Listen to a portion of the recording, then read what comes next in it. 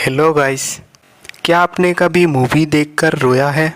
ऐसे बहुत सारे लोगों के साथ होते हैं कि जब कोई इमोशनल मूवी देखते हैं तब उसको रोना आ जाता है। मैंने भी एक दो बार रोया था। और सलमान खान का जो बजरंगी भाईजान मूवी है, इस मूवी को देख के आमिर खान भी फर्स्ट टाइम रोया था। क्या आपको याद है?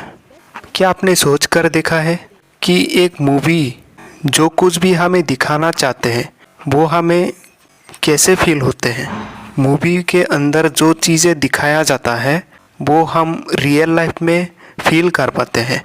मूवी के वर्चुअल वर्ल्ड का जो इवेंट्स है वो देख के हमें रियल वर्ल्ड में उसको फील करना ये थोड़ी अजीब बात है। सिर्फ रोना ही नहीं, मूवी के अंदर आपको जो कुछ भी इवेंट दिखाएगा, खुशी हो गम हो, सब कुछ हम रियल लाइफ में फील कर पाते हैं।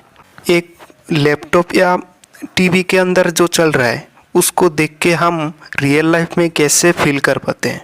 क्या हम सिमुलेशन में जी रहे हैं? नहीं तो एक वर्चुअल वर्ल्ड के इवेंट हमें रियल लाइफ में कैसे अफेक्ट कर सकते हैं? एक मूवी देखने के टाइम पे हमारे अंदर सिर्फ दो ही सेंस काम करते हैं, एक विजन और एक हियरिंग। 5 सेंस में से सिर्फ 2 ही सेंस काम करते हैं और इन दोनों सेंस की काम करने के वजह से हमारे अंदर न्यूरल और हार्मोनल चेंजेस होते हैं जो फिजियोलॉजिकल चेंजेस करवाता है। उसके वजह से हमें फीलिंग्स आते हैं। ये तो हो गई अंदर की बात, लेकिन हम एक नॉन लिविंग चीज़ों में से इवेंट देख के रियल लाइफ में कैसे फील कर पाते हैं, उसको समझने के लिए हमें समझना पड़ेगा क्वांटम मैकेनिक्स। इस चीज़ों को सबसे बेहतर तरीके से बताया गया है सिमुलेशन थ्योरी के अंदर। सिमुलेशन थ्योरी समझने से पहले आपको समझना पड़ेगा सिमुलेशन एक्चुअली है क्या। सिमुलेशन का सिंपल मतलब होता है एक इवेंट जो रियल में नहीं है लेकिन हमें लग रहा है ये रियल है, हमें दिख रहा है लेकिन वो एक्चुअली रियल में एग्जिस्ट ही नहीं करते।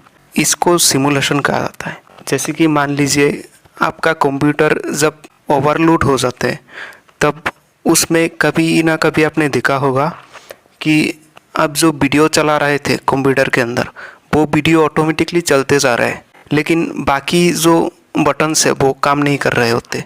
मतलब प्रोसेसर ओवरलोड होने की वजह से सिमुलेशन में चले गए। जिस तरह टाइम जब ब्लैक होल के पास चले जाते हैं तब स्लो हो जाते हैं। एल्बर्ट आइंस्टाइन की जनरल थ्योरी ऑफ रिलेटिविटी के मुताबिक इसी तरह सिमुलेशन काम करते हैं। सिमुलेशन का मोस्ट सपोर्टिव एविडेंस आपको मिलेंगे क्वांटम मैकेनिक्स के तरफ से।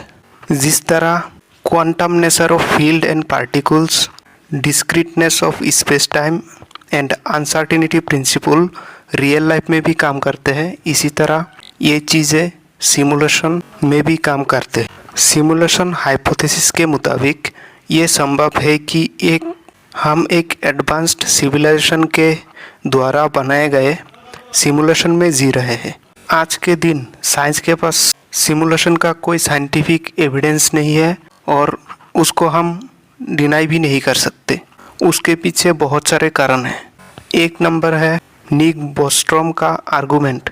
उन्होंने कहा कि अगर कोई एडवांस्ड सिविलाइजेशन अपनी पास्ट सिविलाइजेशन का एक्यूरेट सिमुलेशन बना सकता है तो ये संभव है कि हम उन्हीं सिमुलेशन में से एक में हैं। 2 नंबर टेक्नोलॉजिकल एडवांसमेंट। अगर टेक्नोलॉजी इतनी एडवांस हो जाए कि हम रियलिस्टिक सिमुलेशंस बना सके तो ये माना जाता है कि सिमुलेशन बनाने वाले ही ज़्यादा होंगे और रियल यूनिवर्स के लोग कम होंगे। 3 नंबर आता है एम्पिरिकल एविडेंस की कमी। फिलहाल कोई कॉन्क्रीट एविडेंस नहीं है जो इस हाइपोथेसिस को सपोर्ट या इग्नोर करे। उसके पीछे का सच्चाई अभी तक हमारे पास नहीं है, साइंस के पास नहीं है। साइंस जितना एडवांस होते जाएगा और जितना तरक्की करेगा उतना ही हमें सिमुलेशन के बारे में पता चलेगा और हम बता सकते हैं कि सिमुलेशन सही है या गलत है।